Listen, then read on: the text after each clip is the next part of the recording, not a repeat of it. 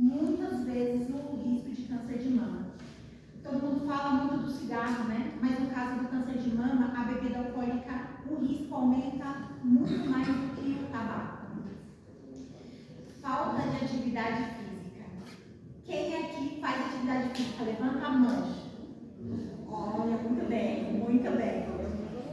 5 pessoas levantaram a mão. Gente, é muito pouco numa igreja tão cheia como essa. O INCA fala também que 1 a cada 8 mulheres vão ter câncer de mama. Então, numa igreja com a quantidade dessa de mulheres, a gente vai ter contato direto ou indireto com a irmã. Vai? Vilma. Como a irmã Vilma teve, indireta, né? 8 mulheres, cada 8, uma vai ter. Então, assim, gente, a gente precisa diminuir o risco, porque até a ciência desconhece os riscos. Então, assim, por mais que a gente faça tudo certo, ainda tem riscos que a gente não sabe que a gente está correndo. Então, vamos, olha, aqui em frente tem um centro de esportes, né? Tem um centro de esportes que tem esporte para idoso, para idade mediana, para criança. A gente pega uma criança dessa e vê que ela quer ficar em movimento o tempo inteiro. E a gente fica, pai, não sei o quê. E a criança inativa vai crescer um adulto inativo também. Então a gente, ao contrário do que a gente faz hoje, a gente precisa fazer o contrário, incentivar as crianças a se movimentar. Mas a gente adultiza. Adultizar foi um termo muito usado pela internet por esses dias, por uns Instagrams, e a gente adultiza a criança no sentido de querer que ela se comporte o tempo inteiro como um adulto, que ela não se mexa, que ela não fale alto, que ela não brinque na hora do culto. A gente está numa igreja, então, fica quieta, eu não sei o quê. Mas a gente pode deixar ela se movimentar um pouco contida. Traz um brinquedinho que não faça barulho, traz um desenhinho, Bob Goods. Mãe, eu quero Bob Goods. Traz alguma coisa, mas deixa a criança, porque a gente vai treinando, adestrando a criança que ela não pode se movimentar. Quando chega um adulto, não quer mais se movimentar, porque a gente tem já as obrigações da gente que vai cansar. Então a gente não quer fazer um cansaço extra para a nossa saúde. Então, eu venho trazer esse alerta de que a gente precisa comer bem, a gente precisa dormir bem, porque, se falando de mulher, a gente faz tudo para todos, a qualquer hora. Mas a gente não faz nada pela gente. A gente morre pelo filho, morre pelo marido, mas a gente não vive por eles.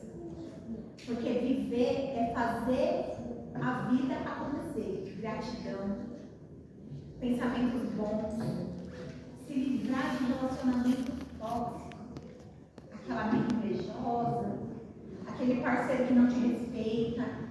Ai, mas a Bíblia está escrito que é pecado o divórcio. Mas se posicione, mulheres, porque o outro vai até o ponto que você permite. Ou se não tem jeito, aquela pessoa te irrita demais, então não se irrite. Eu estava na rua essa semana e eu falava com ela assim,